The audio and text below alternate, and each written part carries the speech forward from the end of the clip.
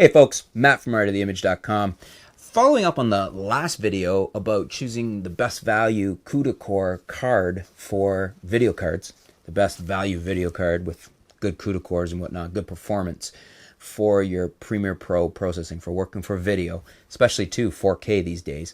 I wanted to present an option. We discussed in the last video the GTX 970, and that is a fantastic card.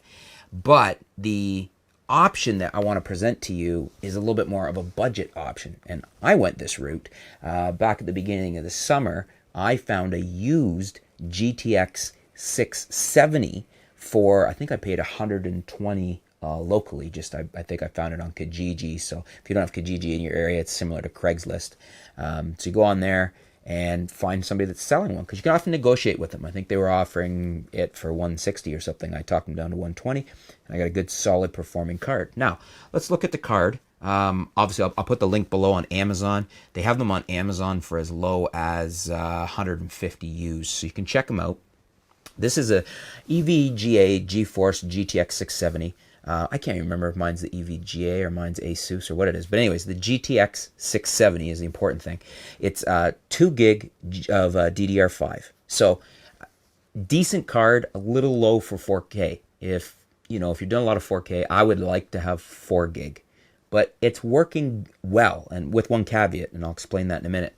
It's 256-bit card, which is important. That's your memory bandwidth. That's the pipe, if you will, the size of the pipe that your information's flowing through. You don't want a 192-bit card or less. You want a 256-bit card. So it does have that. It's a dual-link DVI, so it's got your DVI connections, HDMI, and it's got DisplayPort.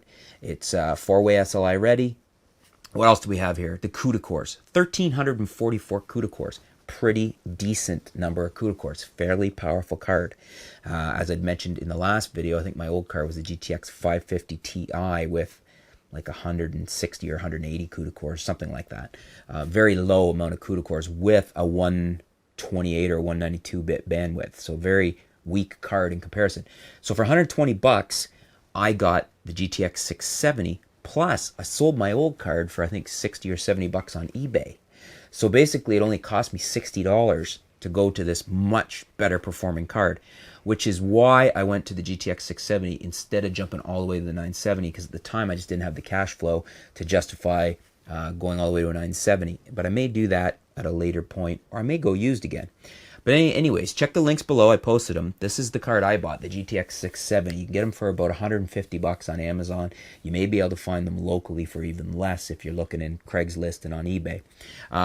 Really decent, powerful card for very little money. For under 200 bucks. For much under $200. For I paid 120 bucks. And then if you're selling your existing card, if you got one you can sell, like even my old GTX 550 Ti, I sold it for 60 or 80 bucks. So my upgrade only cost me $60. Really decent. What do you guys think? Is there another option you'd consider for a very low cost, good performing used card? Leave it in the comments below. Are you interested in the GTX 670 like I went? Do you own a GTX 670? Or would you go all the way to the 970? The point of this video and the point of discussing what I've done here is to offer you an option for a much lower cost upgrade. Like I said, for me, a $60 upgrade. Card cost me 120, sold my other card, cost me about 60 bucks. Great option, I think. What do you guys think? You interested in doing something like that? Do you have a 670? Leave some comments below. We'll discuss, the lower price, more budget option of updating your cards. What's your experience with buying used video cards? Mine's been great so far. Got a good card, performing well, haven't had any issues. What's yours? Leave comments below. We'll talk soon. Thanks for tuning in.